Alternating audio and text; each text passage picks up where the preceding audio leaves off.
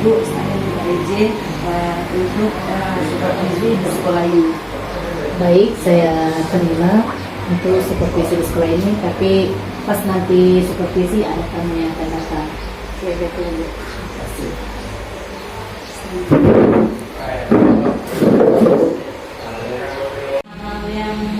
Assalamualaikum anak-anak. Gimana kabarnya pada pagi hari ini? Alhamdulillah baik.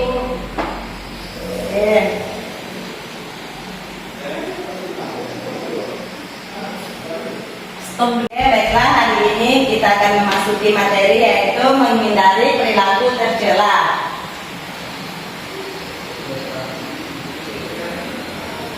Menghindari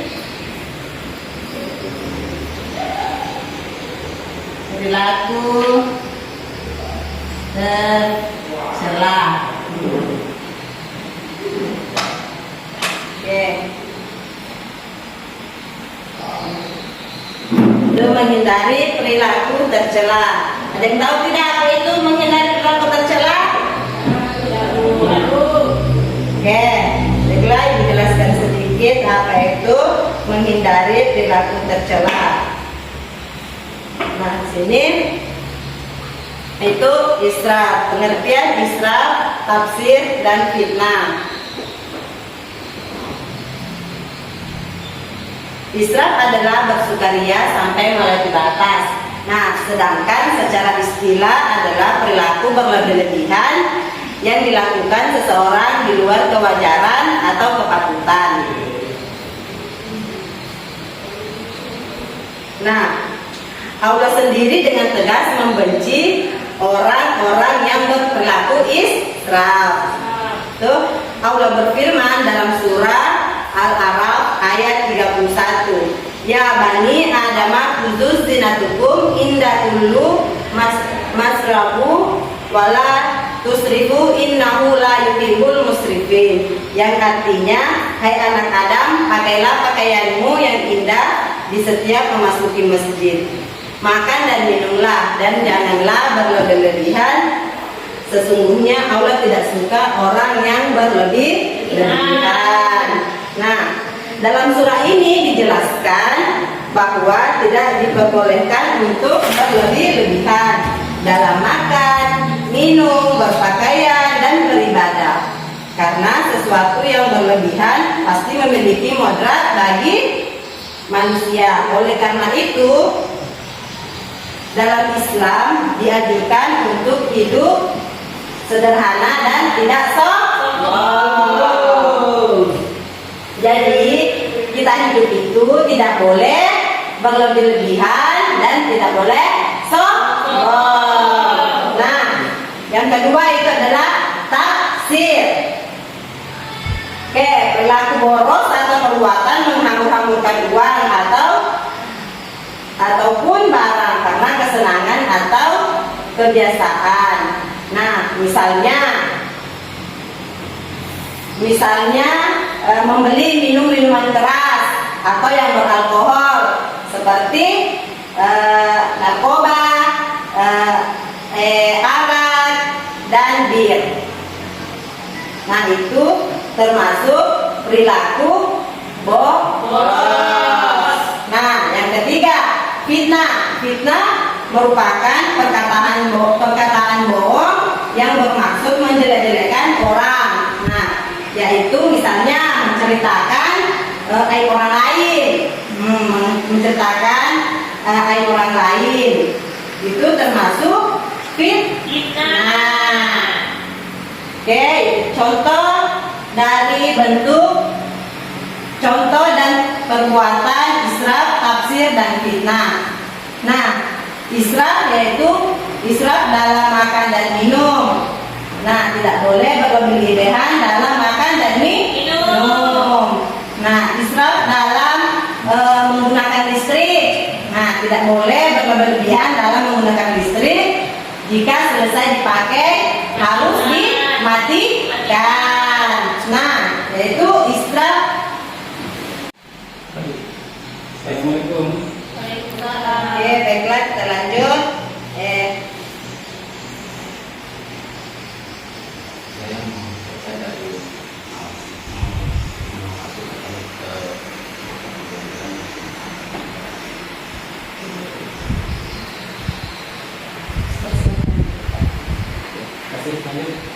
Oke, baiklah. Kita akan melanjutkan untuk materi tadi, yaitu tadi sampai mana anak-anak? Sampai minuman, Oke. alat narkoba. Nah, sekarang kita melanjutkan lagi materi itu bentuk dan contoh perbuatan israf, tafsir, dan fitnah. Nah, yaitu israf dalam makan dan minum, yaitu israf dalam makan dan minum tidak boleh berlebih-lebihan. Nah, yang kedua israf dalam menggunakan listrik. Nah, israf dalam menggunakan listrik tidak boleh tidak boleh juga berlebih-lebihan. Ketika sudah dipakai lalu dimatikan. Nah, yang kedua israf dalam menggunakan air. Nah, itu israf dalam menggunakan air. Kita akan mematikan keran kalau tidak dipakai. Nah, itu juga termasuk israf dalam berlebih-lebihan. Nah, sekarang kita memasuki yaitu poin ketiga, israf dalam berbicara. Itu israf dalam berbicara yaitu tidak sama dengan halnya tadi dengan fitnah. Oke, tidak boleh membicarakan aib orang lain karena jangan sampai nanti menimbulkan fitnah yang tidak. Oke, seperti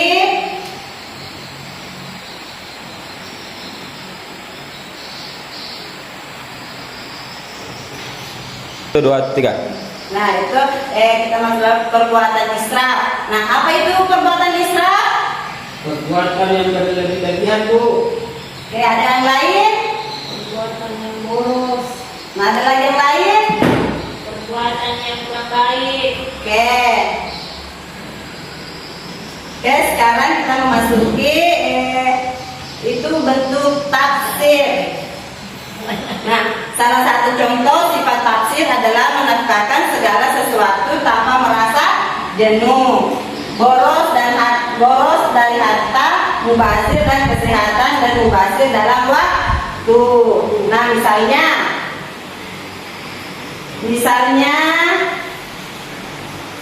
itu misalnya membeli minuman keras. Nah, membeli minuman keras yang tidak ada manfaatnya, kan? Seperti arak tadi, narkoba, seperti bir dan lain-lainnya.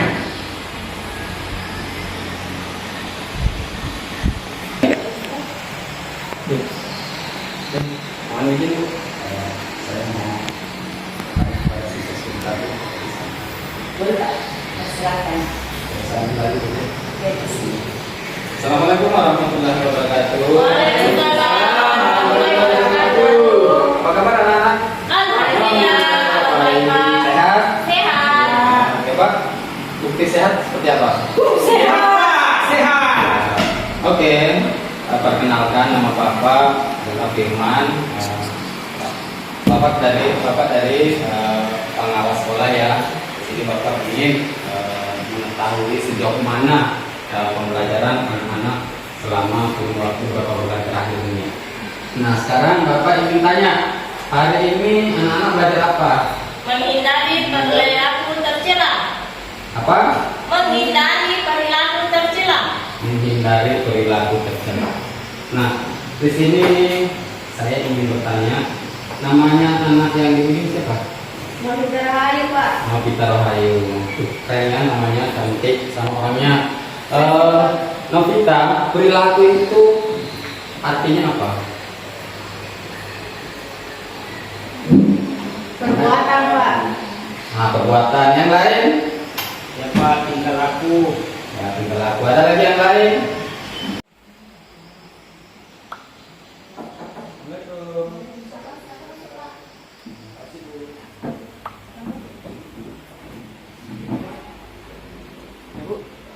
Selamat siang. Siang. Saya alias pengawas dari pendidikan terkait pelajaran tadi yang saya amati di ruang kelas barusan. kelas sekolah yang ibu pimpin. Dan di sini saya menemukan sedikit catatan Bu ya, walaupun secara keseluruhan boleh dikatakan ya baik lah, akan tetapi mungkin ada beberapa treatment yang mungkin perlu saya sampaikan selaku pengawas demi keberlanjutan pendidikan kita. Ya, pertama tadi saya melihat Ibu Ibu Aslinda dalam menyampaikan mata pelajarannya ya luar biasa.